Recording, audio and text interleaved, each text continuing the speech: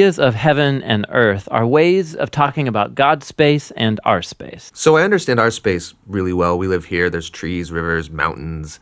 But my understanding of God's space gets a little fuzzy. And what we do get in the Bible are images trying to help us grasp God's space, which is basically inconceivable to us. So these are two very different types of spaces. Yes, they're different in their nature, but here's what's really interesting is that in the Bible, these are not always separate spaces. So think of heaven and earth as like different dimensions that can overlap in the same exact space. So we talk a lot about going to heaven after we die, but this idea of heaven and earth overlapping, we don't talk a lot about that. Which is kind of crazy because the union of heaven and earth is what the story of the Bible is all about. How they were once fully united and then driven apart, and about how God is bringing them back together once again. So let's go back to the beginning, where heaven and earth, they're completely overlapping. Yeah, this is what the Bible's description of the Garden of Eden is all about. It's a place where God and humanity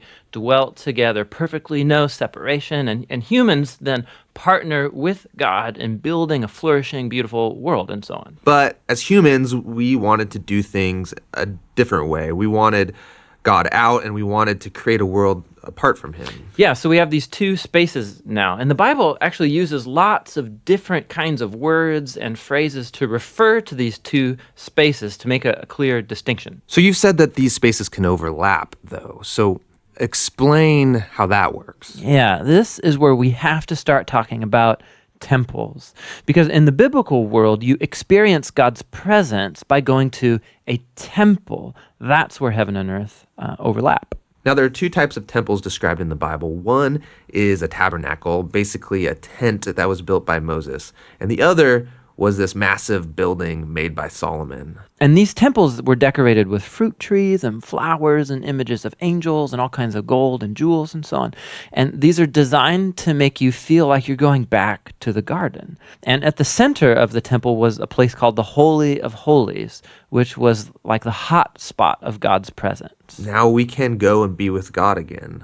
But not so fast, because the temple also creates a problem. So God's space is full of his presence and goodness and justice and beauty, but human space is full of sin and injustice and the ugliness that results. So how do these spaces overlap if they're so different and they're in conflict with each other? This was resolved through animal sacrifice. Yeah, that's kind of weird. What do animal sacrifices have to do with this? Yeah, the idea is this.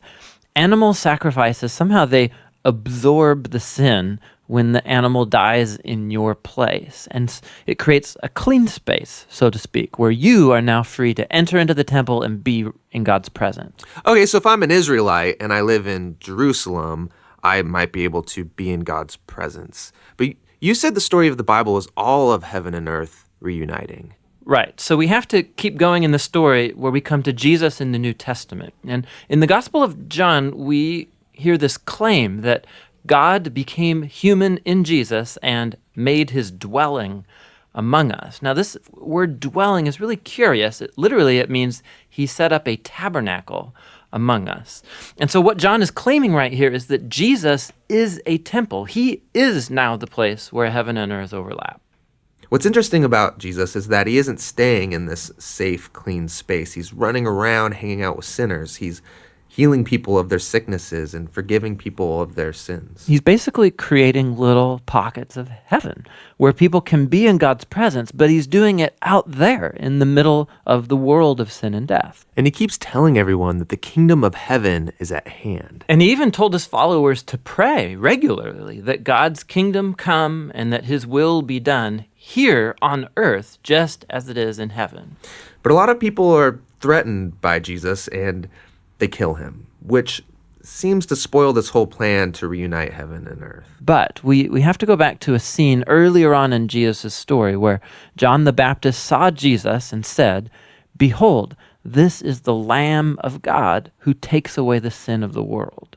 So Jesus isn't just talked about as being a temple, he's also talked about as being the temple sacrifice. Yeah, so the cross is now the place where Jesus absorbs sin to create a clean space that is not limited like animal sacrifices. Jesus' sacrifice has the power to keep spreading and reuniting more and more of heaven and earth. And this is all really great, but it leaves one big question in my mind, which is, what happens when I die? Don't I just fly over to God's space to be with Jesus? Yeah, so a few times in the New Testament, we learn that Christians will be with Jesus in heaven after they die, but that is not the focus of the Bible story.